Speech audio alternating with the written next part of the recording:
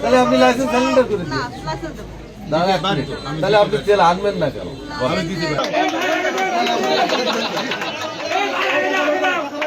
পাইকগাছার কোপিলমুনিতে 400 litre জ্বালানি তেল মজুত করায় ব্যবসায়ীকে জরিমানা।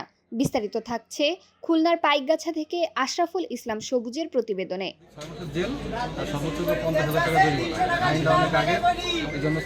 খুলনার পাইকগাছা উপজেলার কোপিলমুনিতে অবৈধভাবে জ্বালানি তেল মজুদের অভিযোগে অভিযান চালিয়ে 400 লিটার পেট্রোল ও অকটেন জব্দ করেছে পুলিশ। এ ঘটনায় এক ব্যবসায়ীকে জরিমানা করা হয়েছে।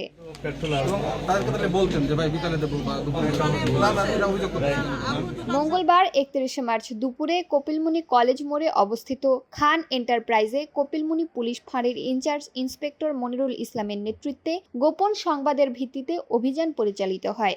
এ সময় দুটি ড্রাম থেকে মোট 400 লিটার জ্বালানি তেল উদ্ধার করা হয়, যার মধ্যে 200 লিটার পেট্রোল ও 200 লিটার অকটেন ছিল।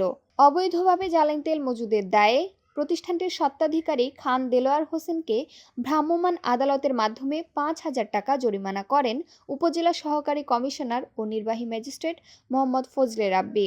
অভিযানের সময় জব্দকৃত 1 গ্রাম পেট্রোল বাইকারদের কাছ থেকে লিটার প্রতি 130 টাকা দরে বিক্রি করা হলে সরকার নির্ধারিত দামের চেয়ে বেশি নেওয়ার অভিযোগে ক্ষোভ প্রকাশ করেন তারা।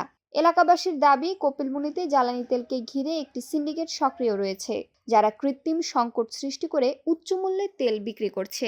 এ বিষয়ে প্রশাসনের কঠোর নজরদারি ও নিয়মিত অভিযান পরিচালনার দাবি জানিয়েছেন স্থানীয়রা।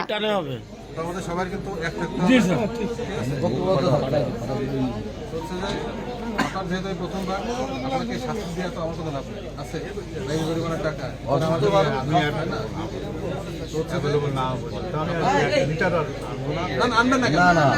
আপনার যেহেতু দাদা ভাই এটা আপনি ভুল বললেন, আপনার যেহেতু লাইসেন্স আছে। আমি